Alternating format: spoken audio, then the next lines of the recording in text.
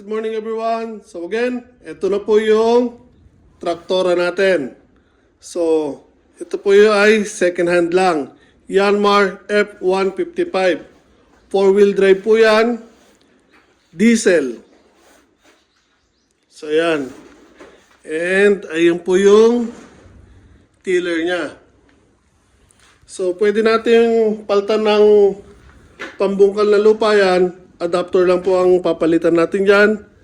Na babaklas po yan. Tapos kakapit natin kung ano mga adapter ang gagamitin po natin. So depende po sa lupa. So for the meanwhile, okay lang po yung tiller kasi malalambot po yung lupa dito. So again, ayan po. So today, magpa-practice tayo. Gagamitin natin yan. And hindi naka-indicate. Ayun. So, nasa 6,935 ang natatakbo pa lang po dyan. So, hindi ko pa siya masyadong gamay. So, for the meanwhile, ito po ang alam natin dyan. Meron po siyang 3-speed. Ayan po. 1, 2, 3, and reverse. So, yun ang clutch. Andun ang brake at axle. Meron din po siyang axle dito sa handle. Ito po yung pag-tilt at pagbaba ng tiller. So, ito papag-aaralan ko pa, sorry, kung arasan itong mga ito. So, yan. Today, mag-explore tayo dito kung paano to gamitin. So, mamaya share ko sa inyo pag nakuha na natin at papakita ko sa inyo kung paano natin gamitin.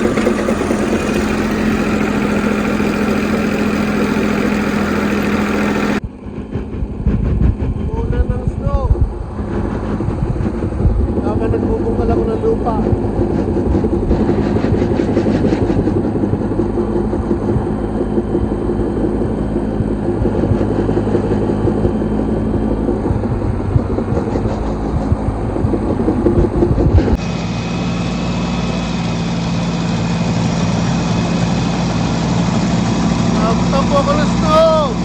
Wala na nas to!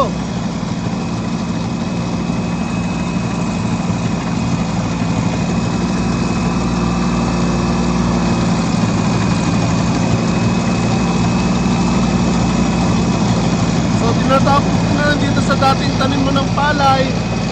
Yung sa may tabi ng bahay. Kaninang umaga ko na bungkal. Okay na po doon. So now, nasa may dating palayan.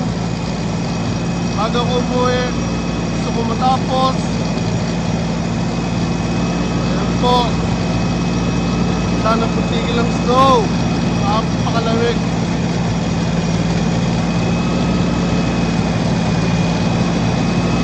Okay na.